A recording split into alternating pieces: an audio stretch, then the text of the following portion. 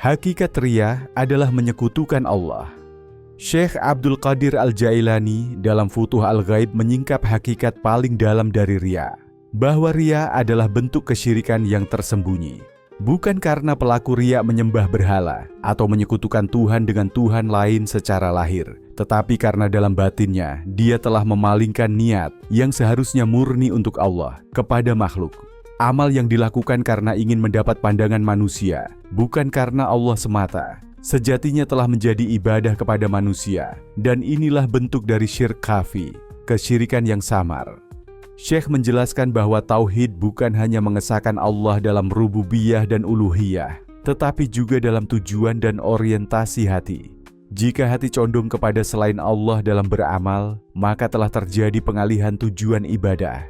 Dan ketika tujuan ibadah dialihkan, maka ia telah kehilangan ruh tauhidnya. Inilah yang membuat amal itu gugur dan menjadi beban, bukan pemberat amal di akhirat. Bahkan, kata beliau, seorang ahli ibadah yang terkena riya sejatinya adalah pendosa yang menyembunyikan dosa dalam pakaian ketaatan. Allah berfirman dalam Al-Quran Surah Al-Kahfi ayat 110. فَمَنْ كَانَ يَرْجُو لِقَاءَ رَبِّهِ فَلْيَعْمَلْ عَمَلًا شَالِحًا وَلَا يُشْرِكْ بِعِبَادَةِ رَبِّهِ أَحَدًا. Barang siapa mengharap pertemuan dengan Tuhannya, maka hendaklah ia mengerjakan amal yang syalih dan tidak mempersekutukan seorang pun dalam beribadah kepada Tuhannya.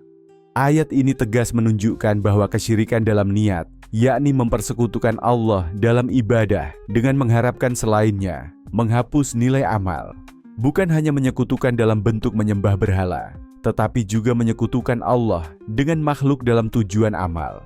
Riya adalah bentuk pengkhianatan spiritual terhadap keesaan Allah dalam ibadah. Nabi Muhammad SAW bersabda, "Sesungguhnya Allah tidak menerima amal kecuali yang murni untuknya dan yang dimaksudkan hanya untuk mencari wajahnya." Hadis riwayat Nasai. Syekh Abdul Qadir menambahkan bahwa pelaku riya sebenarnya sedang mempermainkan Tuhannya. Ia berkata, ini untuk Allah di lidahnya, tapi hatinya berkata, ini untuk manusia. Ini adalah bentuk nifak dalam niat, kebohongan dalam ubudiyah, dan penyimpangan dalam makam tauhid. Bahkan, beliau menggambarkan bahwa riya adalah seperti orang yang menulis surat kepada raja, tetapi malah mengirimkannya kepada musuh raja. Bagaimana mungkin raja akan ridha dengan itu?